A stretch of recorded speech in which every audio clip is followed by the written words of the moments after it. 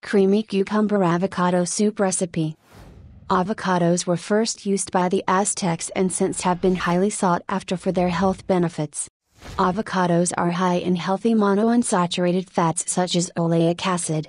They also have anti-inflammatory properties and are high in potassium, magnesium, and fiber. Try incorporating avocados into your diet with this delicious and refreshing Creamy Cucumber Avocado Soup recipe. Creamy Cucumber Avocado Soup Recipe, total time, 5 minutes. Serves, 2-4. Ingredients, 1/2 cucumber, peeled. 1 ripe avocado. 5 stalks celery. 3 tablespoons lemon juice. 1/4-1/2 cup water. 1 teaspoon sea salt. 1/2 teaspoon black pepper. 2 ounces raw cheddar cheese or goat cheese.